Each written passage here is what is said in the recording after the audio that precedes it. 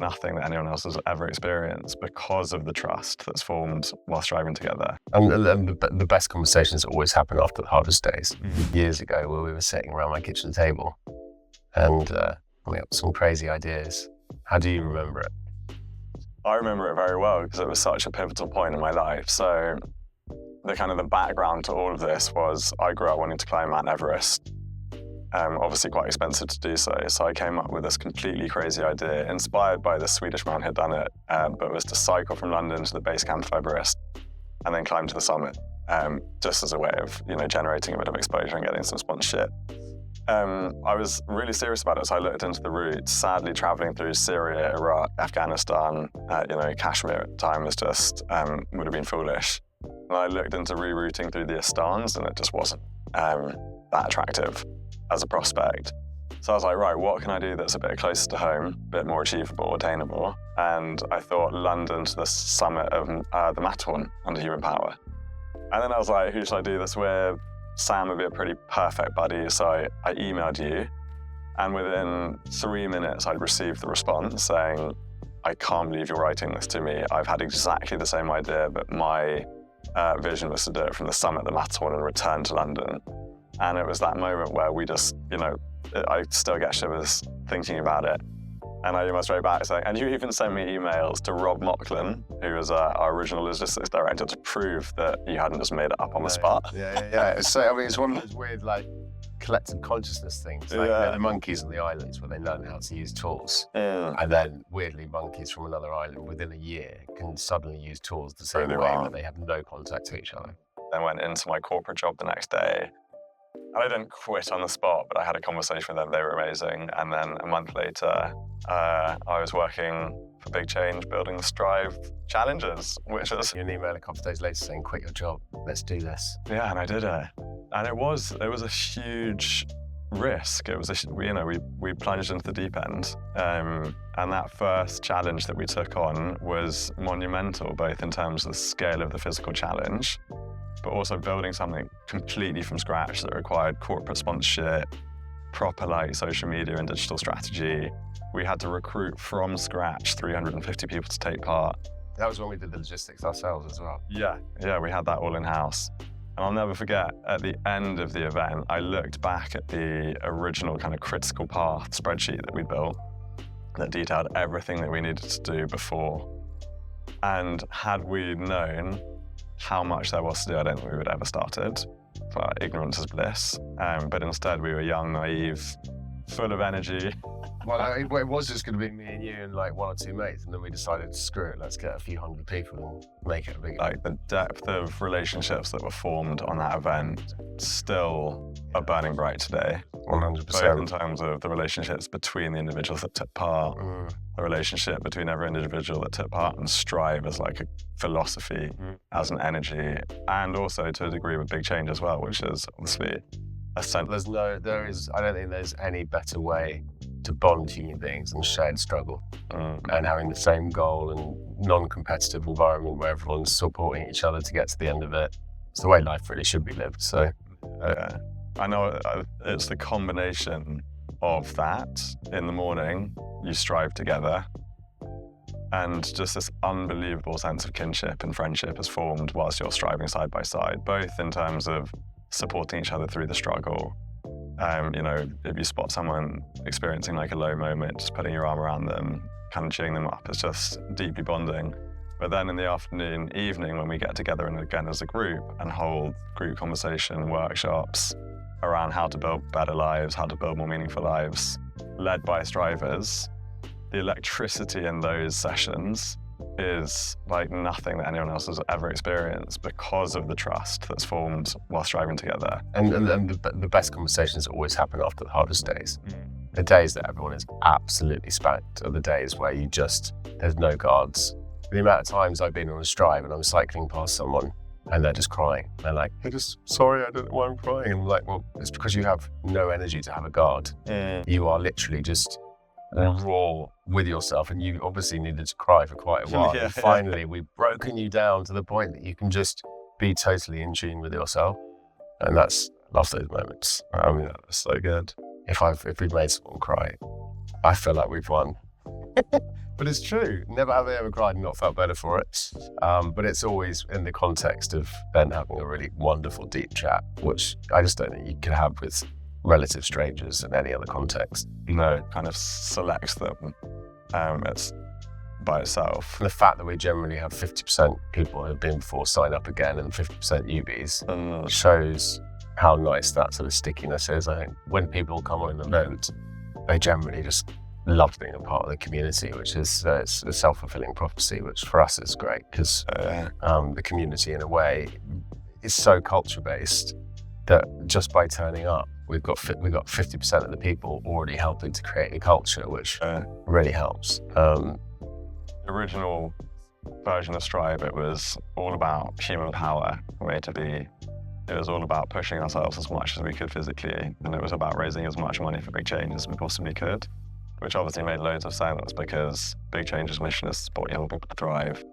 And in doing Strive, we hope that our strivers themselves thrive too. So the relationship is different questions that your dad, and to a degree we get asked. I do want to just share kind of what that shift has been.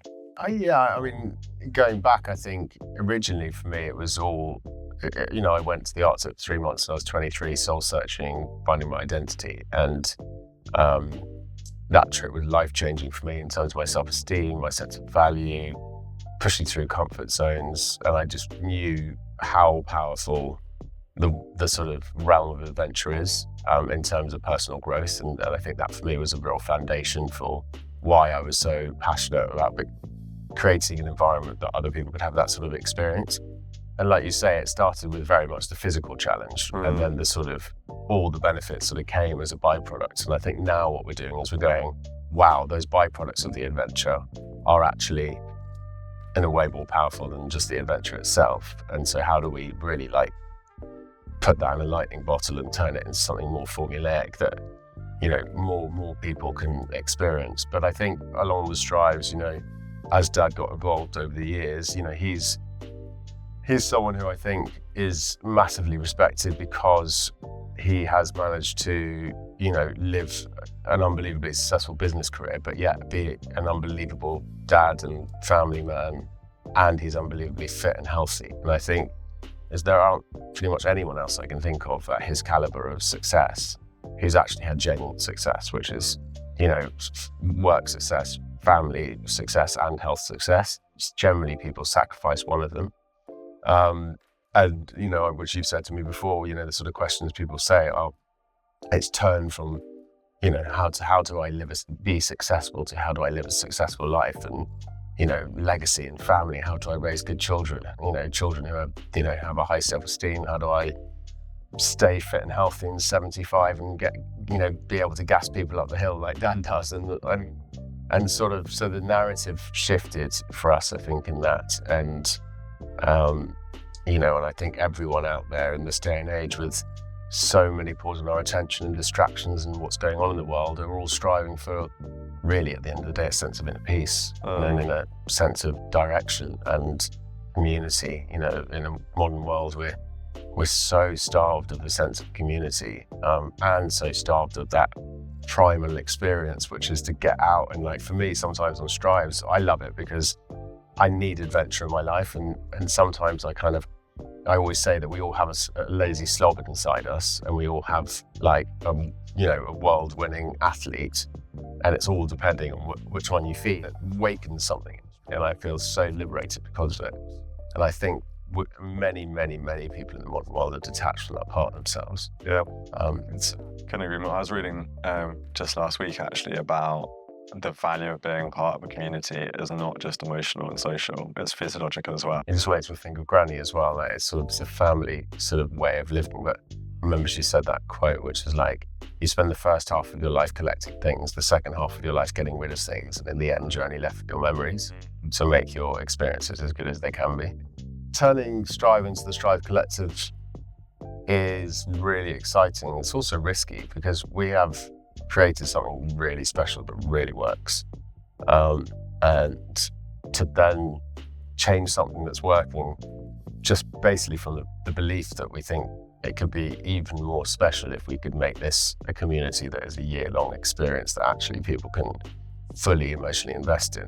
Instead of having those moments where you connect with your best self and step out your comfort zone and find these amazing connections, and then a couple of weeks later you find yourself just back in your day-to-day job, and that motivation sometimes wanes. It's like, how do we actually, keep that community going? It's exciting because it's new, and I think it's going to give Strive a huge new lease of life, and actually democratize in a way the experiences that we can give people, have more people come and have access to it. I think what's interested me is the appetite for it. Is hearing how people hear it and they're like, that makes sense. Yeah. So that's exciting. But like you said, I've just been so excited about the response of people to the shift, because it's not a huge shift. Like, we're retaining so much of what made Strive unique and special and different and enhanced people's lives, but also just adding so much more to it. And so it's not just people that want to get involved, it's brands and it's people we've never met before. And we're going to build really slowly. We're going to build very kind of thoughtfully, very intentionally, because the foundations that we're laying now will hopefully live for the next 30, 40, 50 years. What we do know is that we've got something quite unique in terms of the energy. This is entirely values-led. There aren't that many organizations or communities or groups that you can be part of now that are values-led in their entirety. Like, we will select members on the basis that they align with the kind of the energy, the spirit, and the values of the community. It's not remotely about wealth or status or achievement. To the degree that we actually just made a decision on the testimonial section of the website. We've taken off people's job title because it matters that they're a human, that they've turned up and they've had this amazing experience that they want to share with us. Yeah, lovely about Strive, which most of the feedback I've heard from people is, wow, I've been to loads of events, and maybe a big cycling challenge or a big Tough Mudder or a big, whatever adventure event they sign up to, but they've never been a part of something that is so uncompetitive. And that, I think, is also really unique, where you get people who, it sometimes attracts A-type people who actually suddenly get shocked into, wow, I'm not wanting to be the first one up the hill. You get the occasional. But they just end up going to the top of the hill and then go all the way back again, and then help other people come back up. And that's, I think, really unique, is that it's not an environment about proving yourself by your, traditional ability. It's actually, how do we have this shared experience where we all get across the finishing line, no matter what it takes, and the strongest people drop back and help the weakest people. So we had a wonderful friend called Carl Loco. He's actually now godfather to my son, and I'm godfather to his son. Same, that big old slap. Look at him. And so Carl and I have slightly dodgy knees. So for the 3 marathons, when we set off on Strive, we decided to walk it, and I thought I'd keep Carl company. And so everyone runs off ahead, and Carl and I start walking, and we walk past this shop, and there's this girl there, and she's like, Carl, and I can't remember her name, but it was like, hey, what's up? And she was like, what are you doing? And he goes, I'm walking.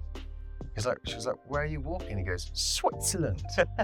And the last time she saw him, he was a gang leader, and now he's walking to Switzerland. And it was just one of those moments. It was just like, oh my God, did that just happen? This is mega. And that is also just an amazing litmus test of, and Carl is an amazing example of someone who can transform. You can completely transform your life from where you came from to put yourself on a completely other trajectory, and with enough discipline. And that was pretty special. The other one that I think is one of my wow moments was when we had, I think it was the second Strive, we had Carl Loco and Daniel, and Carl used to be Brixton's biggest gang leader, and Daniel was Peckham's. So they had this arch rivalry. I mean, all sorts went on, and they both at the same time decided to denounce gangsterism, went on TV and said to people from their communities, look, we've seen too many people die, go to jail, we've got to stop this madness. And we had both of them on Strive, walking through the Alps, and just being privy to their sort of conversations that went on between them on Strive, and just bringing people together. It's just the breadth of people you get, from ex-gang leaders to billionaires to entrepreneurs to people's children to musicians to everything, just like such a broad range that when you are on the side of a mountain or on a challenge, everyone is equal. Everyone has to grit through it. Everyone has to get up that hill. Like that piece is so equalizing. Like I've often said that it doesn't matter who you are, what your background is, we just treat you as a striver. Everyone is equal. It doesn't matter who you are. And again, like that's very liberating. People come and get such a buzz from that. Yeah. And then that decision fatigue piece that people are experiencing in their life and businesses is so real. And then suddenly they come on Strive and they are freed from those micro decisions and those major decisions that they have to make on a daily basis. And that then means that they can journey deep within and they find stuff there that they didn't think that they knew was there. And again, like it's just, people get such a buzz from that. It's one of the things I love most about adventures and Strive. Like the complexity of the modern world is just bonkers. Like the pulls in our attention, work and family and being on your phone, and every minute's filled with your brain going, and it's like, no, I pack my bag, I arrive at a destination, and my mission is to get through today in the happiest way possible, one foot in front of the other, whatever it takes. And it's just simple life. What are you striving for, Sam? What am I striving for? What am I striving for? It's a hard question to ask because I think I have a different strive in different parts of my life. But in terms of the context of the Strive Collective, I'm striving to create the right environments to give other people opportunities to learn about themselves and the world and the way that they can live their best life, like I've had the privilege to do through a lot of my adventures. And I would say adventuring has transformed my life. And it's a mindset shift, really. It's a question that I've often asked myself, and at a personal level, what I'm striving for is to live with no regrets. So like I was working with a coach a few years ago now, and she made me do this exercise where you imagine yourself on your deathbed as an old person, and then look back at your kind of imaginary life, which is obviously very, very closely kind of determined by your existing experience of life. And then she asked me what I might regret about that imagined life. And then the exercise was you can trim what you might regret as an old person now. And it did just get me thinking, I don't think my brain is big enough to like ask the big questions about like existentialism and what's our purpose on this planet. But I do know that we've got a short time.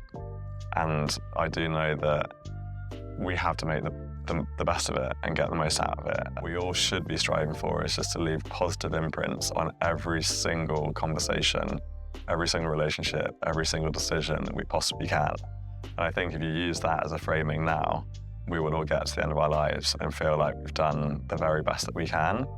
We want that to kind of scale through launching the Strive Collective and bringing even more people on board. Completely makes sense. And I think originally there was a lovely overlap with Big Change, the charity, because it's like all the skills that we're having to use to get through the challenge, life skills, communication, grit, determination, all skills that young people need, and especially young people in situations where they haven't chosen their challenges. Like we're choosing to go on this challenge. So there's always this sort of nice symbiotic relationship. But what I noticed over time is like, that's great, but like these are the people that are affecting more people than probably anyone else at the moment. Like everyone has an impact somewhere in the world. So like, I love the fact that now we can actually really nurture those people, and the people that become Strive Collective members, because then they will go up, have that ripple effect. And I really do believe that having, if we can over the years get thousands more people feeling happy, positive, caring, passionate, empathetic, determined, gritty, inspires, going out back into their communities with that Strive mentality, they'll have a big impact, yeah.